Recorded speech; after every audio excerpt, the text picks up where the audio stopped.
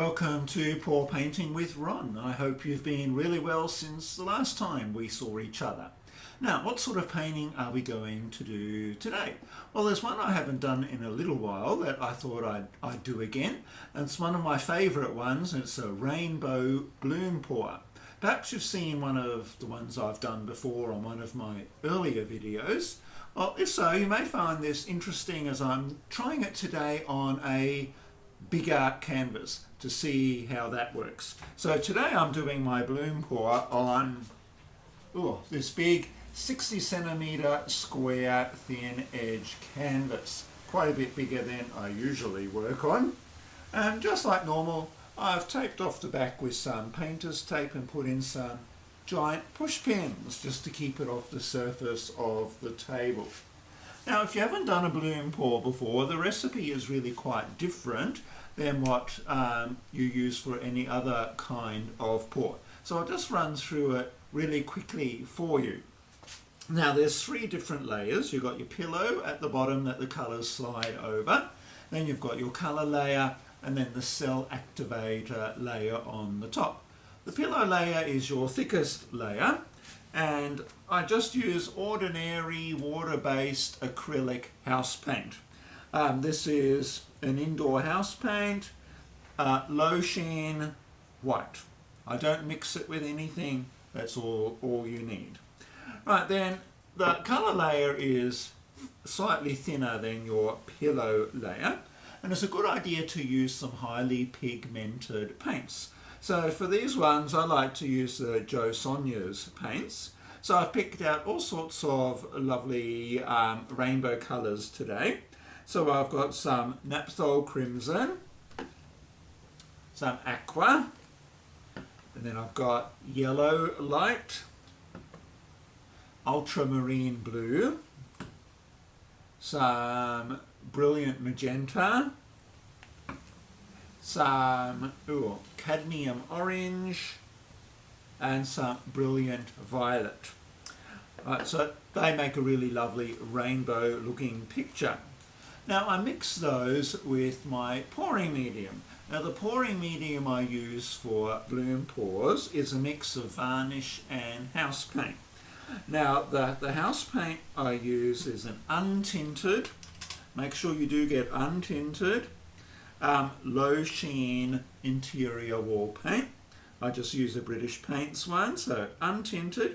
Now they sometimes come in different flavours. The one I use is extra bright. Some people use mid. I found the mid made my colours, not mid. There's one called deep base that some people use. I bought mid by mistake once and it dulled my colours, but I found the ultra bright keeps the colours reasonably true. So just some untinted house paint. And then my varnish is just a polyurethane non-yellowing varnish. I'm using the Jo Sonja's gloss varnish, but any non-yellowing polyurethane varnish should work.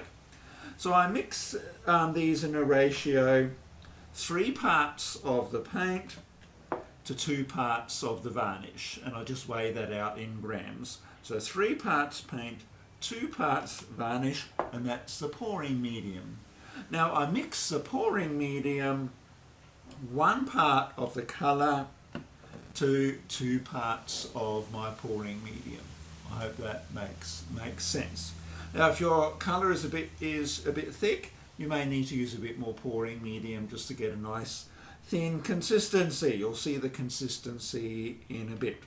Right, so your pillow is the thickest, your colours are a bit thinner, and then the cell activator is a mix of Floetrol and paint. Now I found the best paint to give the, they're not cells, but lacing effect is the Amsterdam colours. Now you don't have to use white, you can use any colour you like. All the colours work just as well as each other. So I use Amsterdam paint mixed with Floetrol. I usually use 1 part paint to 3 parts Floetrol. Some people like a bit of a thicker mix, so you can get away with 1 part paint and 2 parts Floetrol. Whatever works best for you.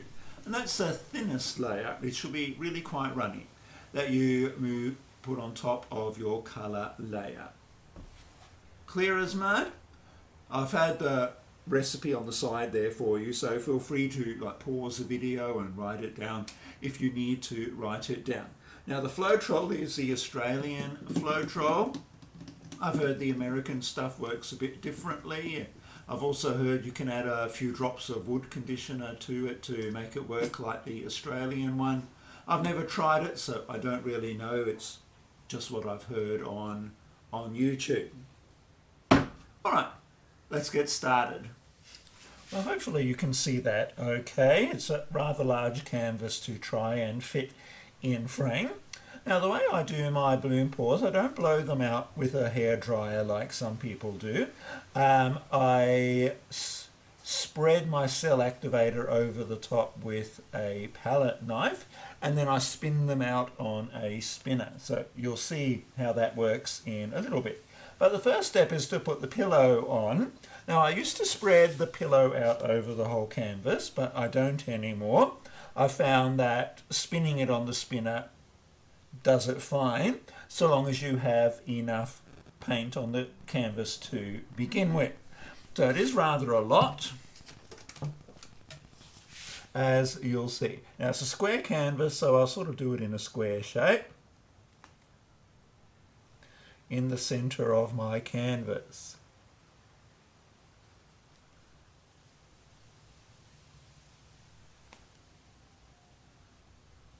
If you don't put enough on, then you won't get to the edges of your canvas when you spin it out.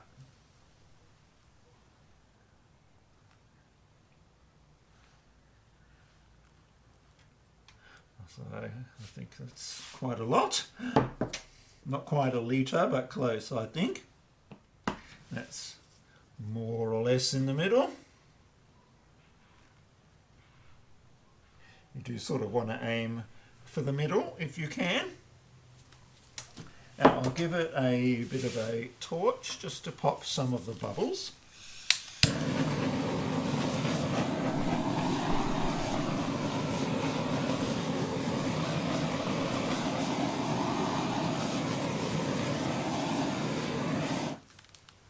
Okay, it's fairly thick, so the bubbles are really hard to pop.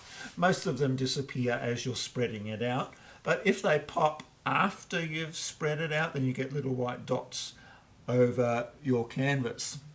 All right, bit of something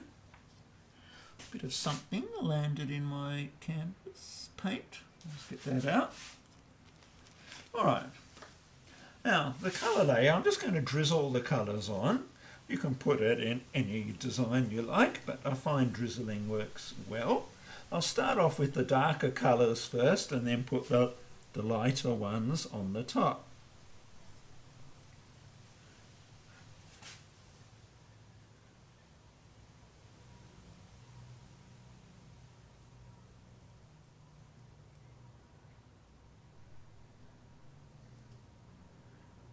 And I'll put like little bunny ears on it.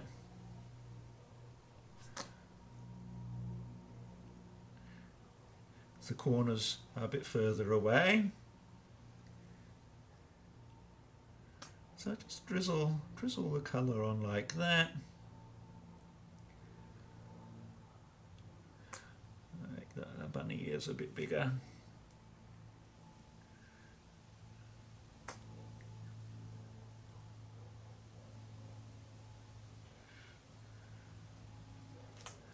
Okay, and I'll put on the purple. Now these colours keep for ages, so you tend to mix up colours in bigger batches and just give them a bit of a shake again before you want to use them.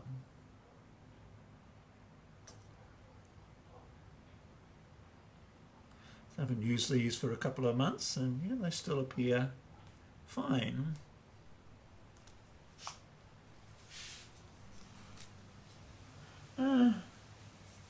Do some of this one.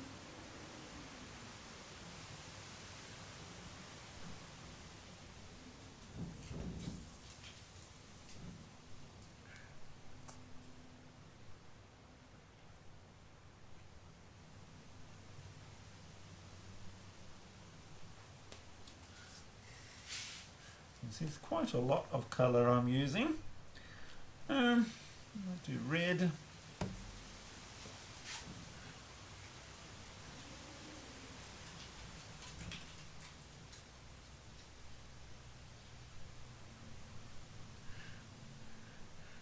I might put a little bit more of the pillow on in a second, just in the corners, as the paint has to travel further to get to the corners of the canvas. Okay, that's the red gone, just enough. Some of this cadmium orange. I won't go overboard with the orange because it tends to take over.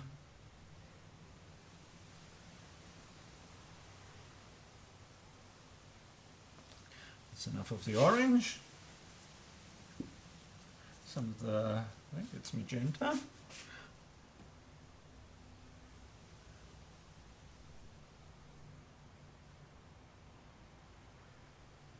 I hope it works, because a lot of paint to waste if it doesn't. Okay, and last but not least, the yellow. A bit of crusty, dried up yellow on the top. Just get that off. I don't want that landing in my painting. There we go. Now the yellow will lighten up the whole painting.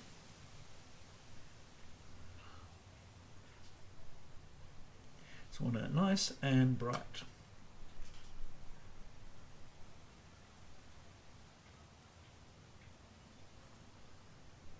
There we go. As I said, I'll just put a little bit more paint on.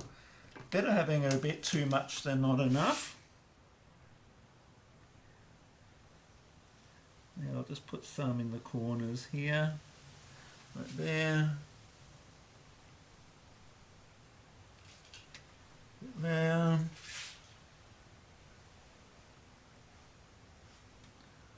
bit here,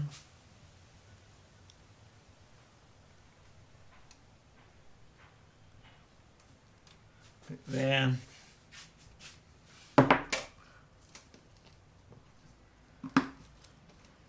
Right, now the next step is to put the cell activator on.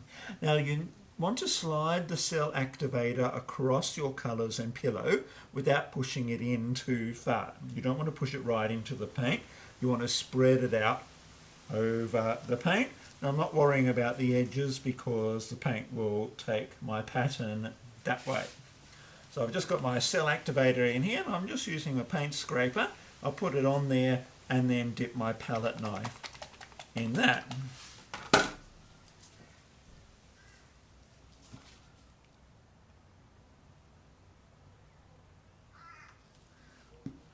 Hopefully I mixed up enough. Quite thin, I've used thicker before, so you get good coverage.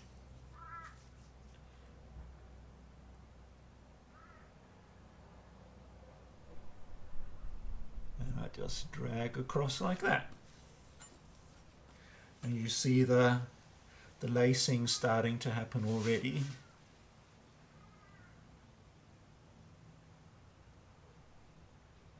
So I've just got the palette knife on a bit of an angle.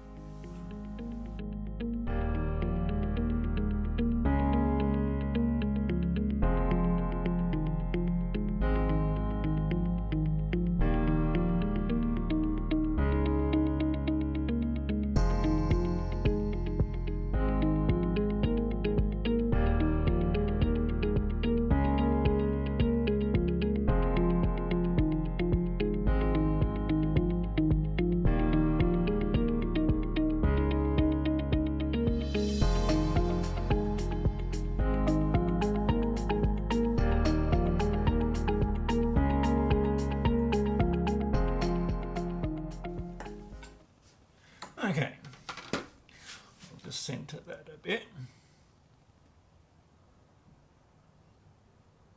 Now you do need to let it sit for a little while, a couple of minutes, to let all the lacing happen before you stretch it out. A little bit muddy around here, but most of that will disappear when I spin my canvas. Okay, now I do like to wreck it a little bit so I get some interesting patterns. So I've just got a skewer here that I'll run through and do some wiggly shapes. So the middle is about here, I think.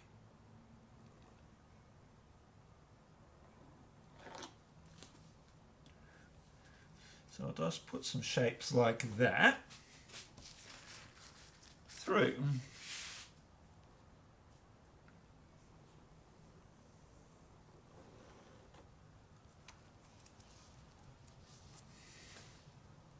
Not too many, I don't go overboard. But it does create some interest in the finished painting. You don't have to do it. I do like to do it.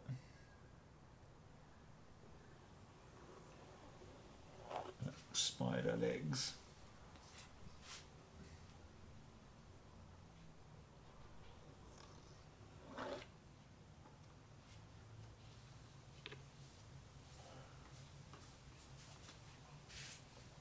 Righto, now I'll just go and rinse off this and my palette knife, and then we'll come back and spin it out.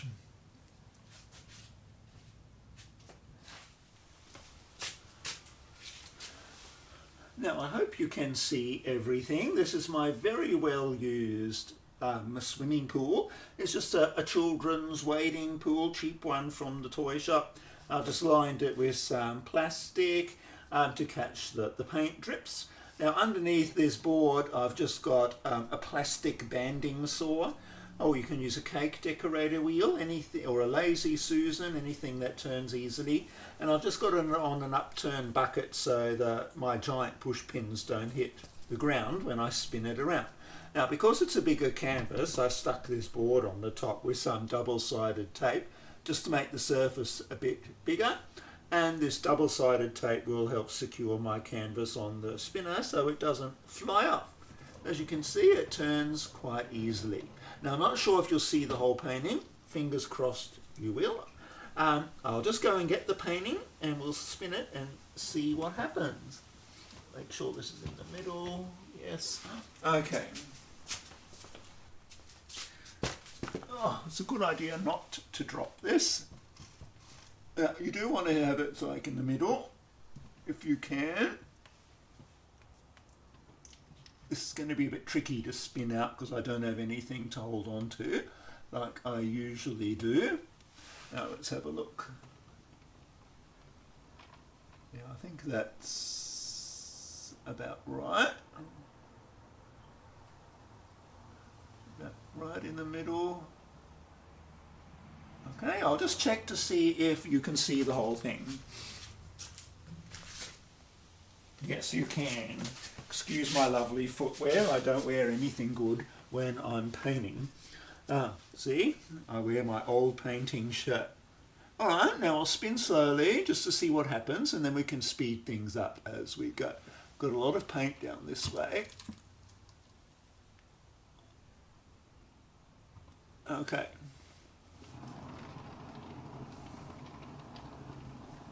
Hopefully I've put enough paint onto the canvas.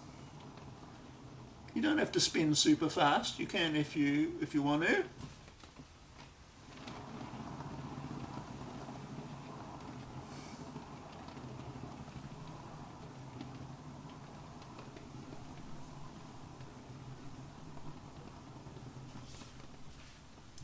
Okay. I might move it this way a bit.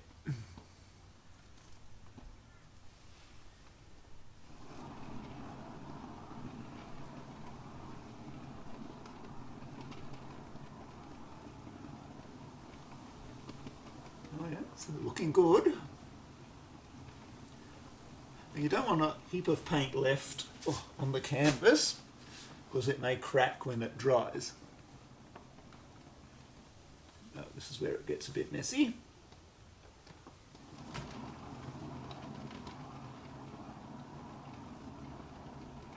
Now keep spinning until you're happy with the way your painting looks.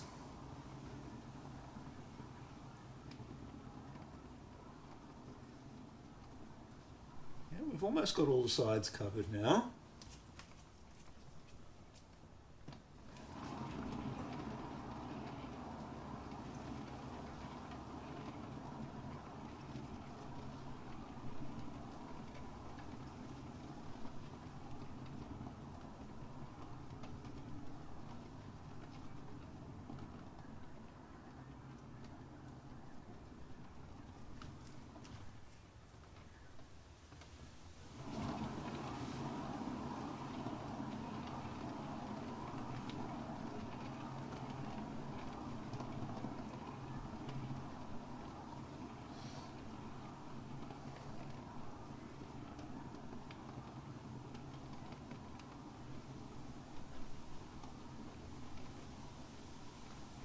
It's looking rather nice.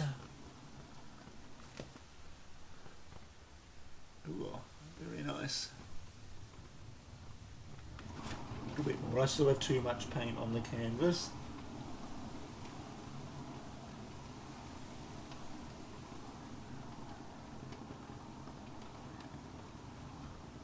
Do want to lose a bit of the muddy stuff I had around the edges.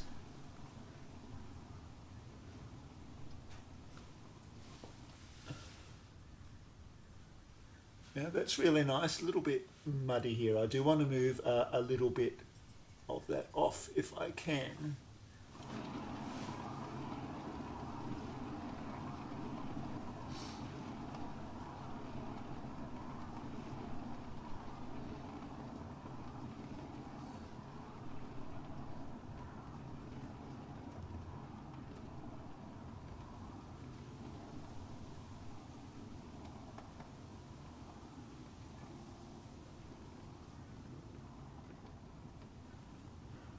Got all my sides covered almost. Corner here not covered.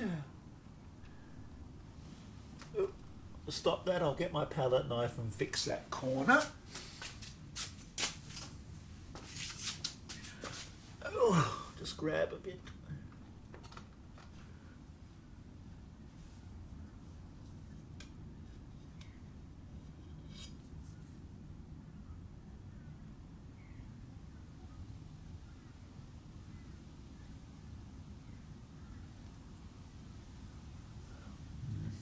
Okay. Not good for the back. Let's have a squiz. We're looking. It's looking really nice. I might give it just a little bit more.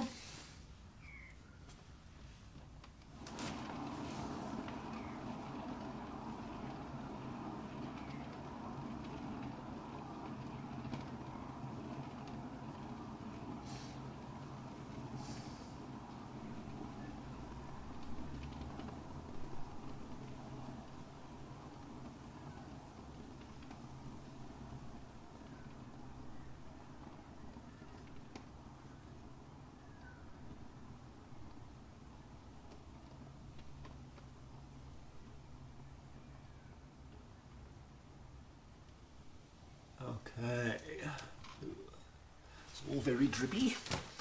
Let's have a look.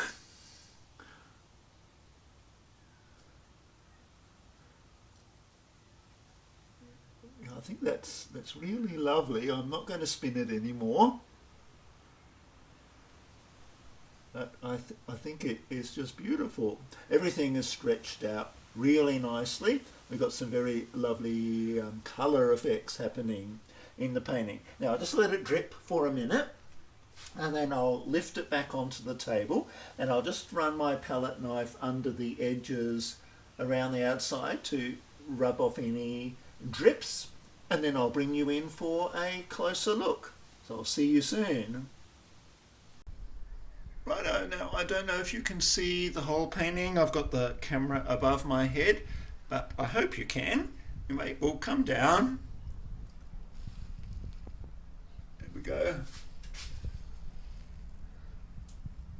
So that's the center.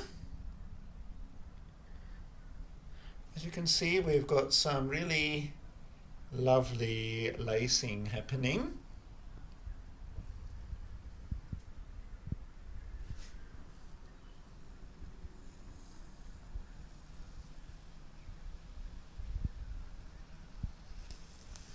Just come up this way.